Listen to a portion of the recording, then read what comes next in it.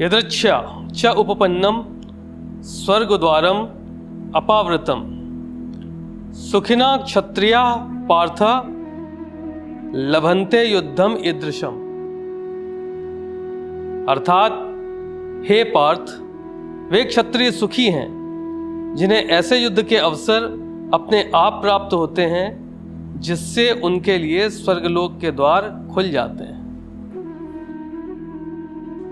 देखिए, ये श्लोक श्रीमद् भगवद गीता के अध्याय 2 का 32वां श्लोक है। भगवान कृष्ण ने इस श्लोक में ये बात कही है कि वो क्षत्रिय सौभाग्यशाली होते हैं जिन्हें इस प्रकार के युद्ध का सुअवसर प्राप्त होता है। देखिए, इस श्लोक के पहले वाले श्लोकों में भगवान ने क्षत्रिय इसकी अवधारणा को स्पष्ट रूप से बताया है और अब वो कहते हैं कि वो क्षत्रिय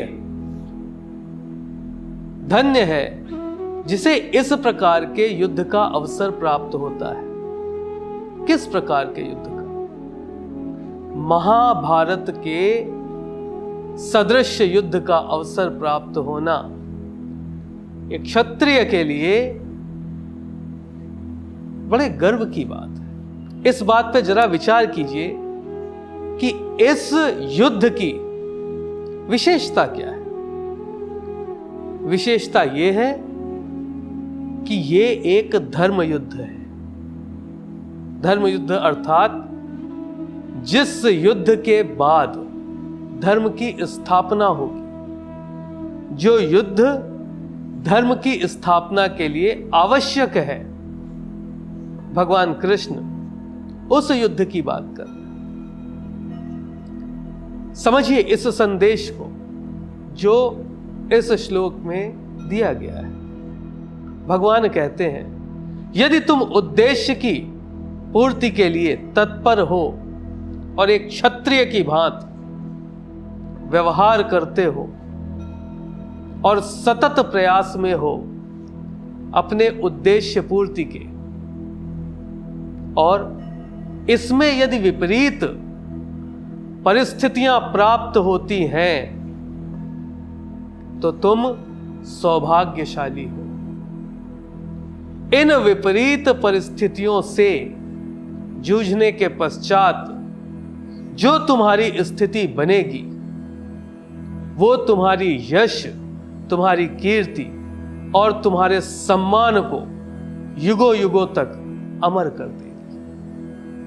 सोचने की बात है।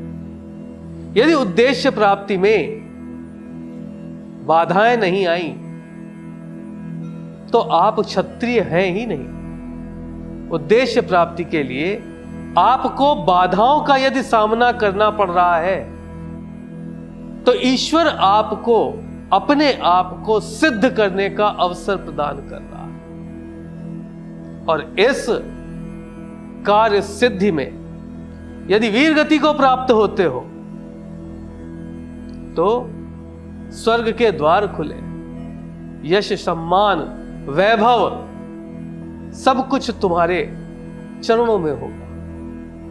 और यदि उद्देश्य पूर्ण कर लेते हो तो धर्म की स्थापना करते हो और धर्म की स्थापना के पश्चात तुम्हारा नाम अमर हो जाए। तो यदि आप अपने उद्देश्य के प्रति सजगता से आगे बढ़ रहे हैं और उसमें बाधाएं आ रही तो हतोत्साहित होने की आवश्यकता नहीं है। और देखिए, जो व्यक्ति जहां पर मजबूत होता है बाधा उस प्रकार की नहीं होगी। जो व्यक्ति जहां कमजोर होता है बाधा उस प्रकार की। यदि आप शारीरिक रूप से पूर्णतया तत्पर हैं तो बाधा शारीरिक नहीं मानसिक होगी। आप सोचिए, आप अपने उद्देश्य की पूर्ति में लगे हुए हैं, अचानक से सौष्ठव भी है आपके अंदर, आप पूर्णतया सजग भी हैं, शारीरिक रूप से सक्षम भी हैं। अचानक संबंधों की कटुता, मानसिक विकृतियां, सोच ऐसी उत्पन्न हो जाना जो आपके उद्देश्य को आपसे दूर ले जाए, ऐसी परिस्थितियां सामने आती हैं। तो जहां आप सक्षम हैं, विपदा वहां की नहीं होगी। विपदा हमेशा वहां की होगी जहां आपकी सक्षमता में प्रश्न चिन्ह लगा हो। और ये अवसर होते हैं जब आपको अपनी अक्षमता को पहचानना होता है और उसे सक्षम बनाने का प्रयास किया जाता है। भाई आप समझिए ना, मोक्ष तो संपूर्णता पे प्राप्त होगा ना। यदि शारीरिक रूप से सक्षम है, मानसिक रूप से अक्षम है, तो मोक्ष के लिए उपयुक्त तो थोड़ी ना है।